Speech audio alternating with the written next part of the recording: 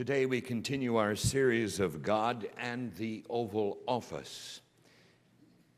I'm going to be sharing with you a few thoughts about James Knox Polk, who was our 11th president, and he served from 1845 until 1849. His middle name, identical to the pioneer of the Presbyterian Church in Scotland, was no accident. For Jane Knox, the mother of President James Knox Polk, was a direct descendant of the famous John Knox in Scotland.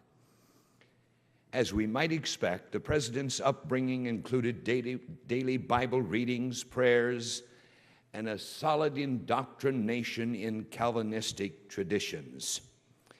The Reverend James Wallace, a local Presbyterian minister, demanded that the boy's parents both give a verbal confession of faith before the service of baptism. Samuel Polk stubbornly refused to take such an oath, so young James Polk was never baptized into the Presbyterian Church. One other factor entered the picture. All 6 children by the second marriage of his grandfather, Ezekiel Polk, were stillborn. Since the Presbyterian dogma of that era included the belief that the souls of unbaptized infants were damned to eternal death, most of the Polk family would have nothing to do with Presbyterianism, and rightfully so. The animosity between Sam Polk and the Reverend Wallace grew so intense that the family left their home in North Carolina and moved to the friendlier territory of Tennessee. Ironically, in 1824, James Knox Polk married Sarah Childress, a devout Presbyterian. Sarah had tremendous influence on her husband even after Polk was elected president. At the inaugural ball on March 4th, 1845, for example, because of the First Lady's strong Presbyterian stance, all dancing and service of cocktails were halted for the 2 hours that the Polks were in attendance.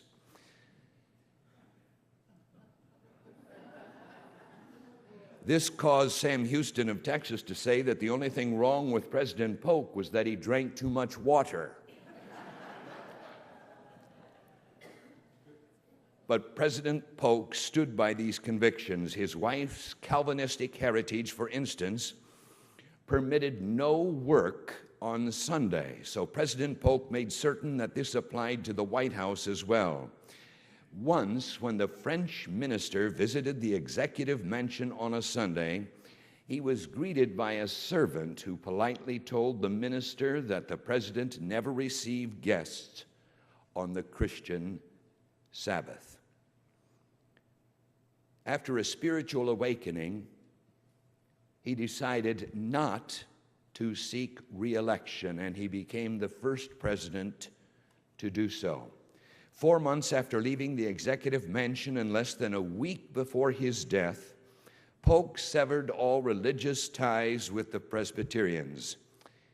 He volunteered to be baptized and was received into the Methodist Church. James Knox Polk, our 11th president.